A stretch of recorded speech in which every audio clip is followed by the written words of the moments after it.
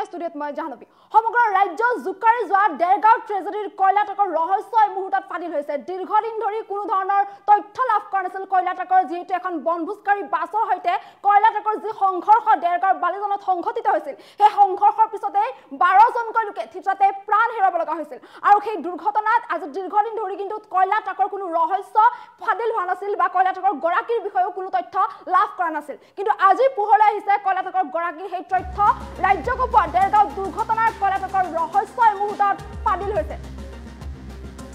দেৰগাঁও থানাত হাজিৰ হৈছে বালিজনত দুৰ্ঘটনা সংঘটিত কৰা কয়লা ট্ৰাকৰ গৰাকী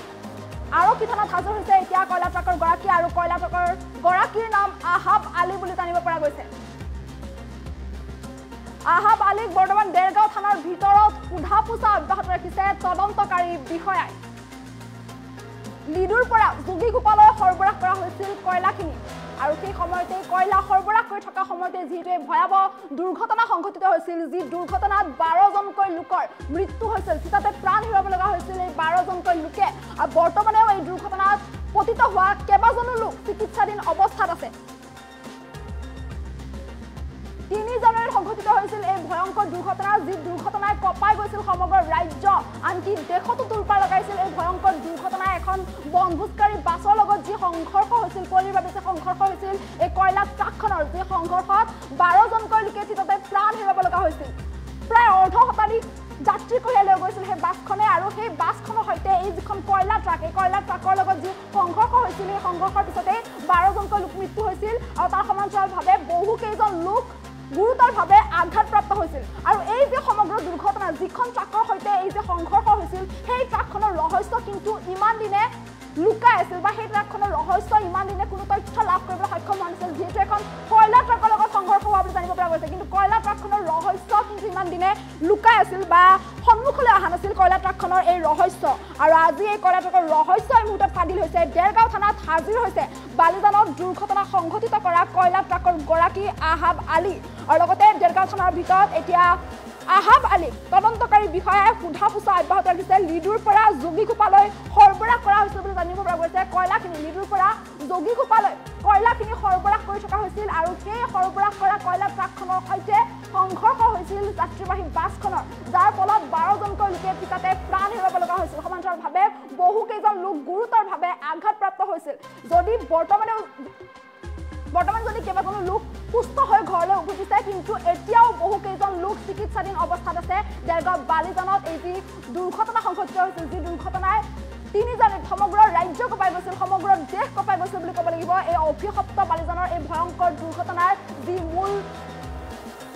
ৰহস্য সেয়া এতিয়া ফাদিল হৈছে এই ট্ৰাকখন যিহেতু কয়লা ট্ৰাকৰ লগত এখন সংঘৰ্ষ হৈছিল আৰু সেই কয়লা ট্ৰাকৰ ৰহস্য এই মুহূৰ্তত ফাদিল হৈছে এই কয়লা ট্ৰাকৰ গৰাকী আহাব আলী বৰ্তমান আৰক্ষী থানাত উপস্থিত হৈছে আৰু দেৰগাঁও থানাত আহাব আলী নামৰ এই কয়লা ট্ৰাকৰ গৰাকীক দেৰগাঁও থানাৰ ভিতৰত তদন্তকাৰী বিষয়াই সমগ্ৰ ঘটনা সন্দৰ্ভত সোধা পোছা অব্যাহত ৰাখিছে আৰু এই তথ্যৰ পৰা এতিয়া জানিব পৰা গৈছে যে লিডুৰ পৰা যোগীগোপাললৈ সৰবৰাহ কৰি থকা হৈছিল এই কয়লাখিনি আৰু লিডুৰ পৰা যোগীগোপাললৈ সৰবৰাহ কৰা এই কয়লাখিনি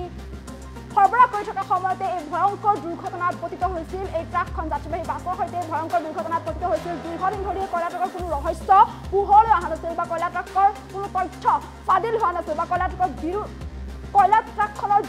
বিষয়ে বা কয়লা ট্ৰাকৰ গৰাকীৰ বিষয়ে কোনো কিন্তু তথ্য পোহৰলৈ অহা নাছিল বা ইমান দিনে এই যি সমগ্ৰ ঘটনা এই সমগ্ৰ ঘটনা বা কয়লা ট্ৰাকখনৰ এই যি ঘটনা কয়লা ট্ৰাকখনৰ সকলোবোৰ তথ্য ইমান দিনে ৰহস্যৰ আৱৰ্তত আছিল আৰু দীৰ্ঘদিন ধৰি ৰহস্যৰ আৱৰ্তত থকা এই যি কয়লা ট্ৰাক আৰু এই কয়লা ট্ৰাকখনৰ সবিশেষ এতিয়া আৰক্ষী হাতত আহি পৰিছে যিহেতু দেৰগাঁও আৰক্ষী থানাত উপস্থিত হৈছে কয়লা ট্ৰাকৰ গৰাকী আহাব আলী আৰু আহাব আলীক তদন্তকাৰী বিষয়াই সমগ্ৰ ঘটনা সন্দৰ্ভত সোধা পোছা অব্যাহত ৰাখিছে 3 জানুৱাৰীত সংঘটিত হৈছিল দেৰগাঁও বালিজনত এই ভয়ংকৰ দুৰ্ঘটনাৰ ৰাতিপুৱাৰ ভাগতে পুৱতি নিশা যিটো এই ভয়ংকৰ দুৰ্ঘটনা সংঘটিত হৈছিল যি দুৰ্ঘটনাত 12 জনকৈ লোকে চিতাতে প্ৰাণ হেৰুৱাব লগা হৈছিল 11 জনকৈ লোকৰ চিতা একেলগে জ্বলি উঠিছিল এই ভয়ংকৰ দুৰ্ঘটনাত সমান্তৰালভাৱে প্ৰায় অৰ্ধ শতাধিক যিটো যাত্ৰী কঢ়িয়াই লৈ গৈ আছিল এই বনভোজকাৰী বাহনখনে বা বাছখনে তেনেস্থলত কেইবাগৰাকীও লোক বাছখনৰ কেইবাগৰাকীও যাত্ৰী গুৰুতৰভাৱে আঘাতপ্ৰাপ্ত হৈছিল। এফালে যদি 12জনকৈ লোকে তাতে প্ৰাণ হেৰুৱাইছিল, আনফালে কিন্তু বহুকেইগৰাকী লোক গুৰুতৰভাৱে আঘাতপ্ৰাপ্ত হৈছিল। আঘাতপ্ৰাপ্ত লোকসকলৰ ইতিমধ্যে 7জনকৈ লোকক যদিও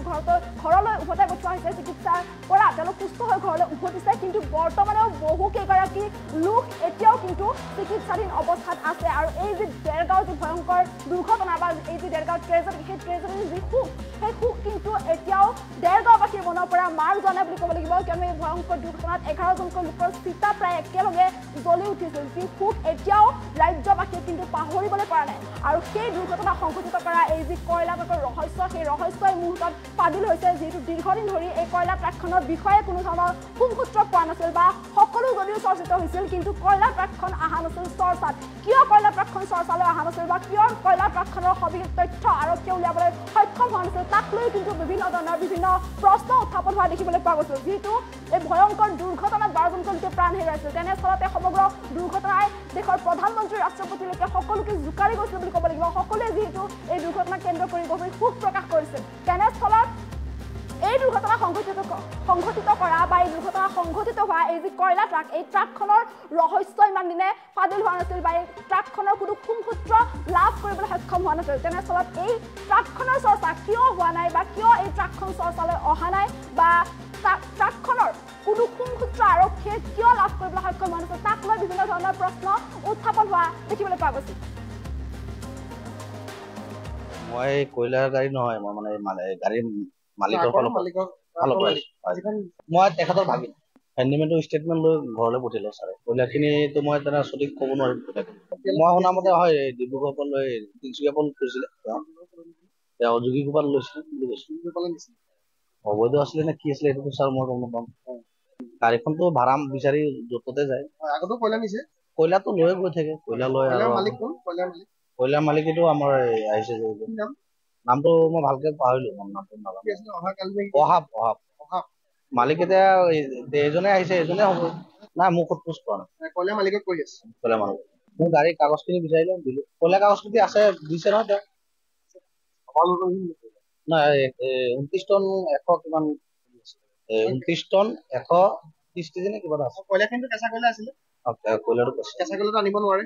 গম নাপাওঁ নহয়। আপোনালোকৰ ট্ৰাকখন আগতে 2 নম্বৰ কয়লাটো পাৰ কৰিছিল। না কয়লা নহয়, 2 নম্বৰ কয়লা মানে কি কয়লা ভাড়াটো কৰিছিলে নেকি? এইবাৰ প্ৰথমে লোড কৰিছিলে কয়লাটো। আৰু মানে ধৰক আগে পিছে আলু চালু লৈ আহে, এইফালৰ পৰা টিং চিং কিবা কিবি লৈ যায়। যিটো অবৈধ কয়লাটো এইবাৰ প্ৰথম কৰিছে নেকি? গম নাপাওঁ। এইবাৰ প্ৰথম মানে কি গাড়ীখন লৈ আহিছিলে, মানে ভাইটিটো মানে ধৰক এনেকে মোৰ লগত যোগাযোগ নাই, মই যোৰহাটতে থাকো। মানে গাড়ীখন এক্সিডেণ্ট হোৱাৰ কাৰণে মোক মাতিছিল।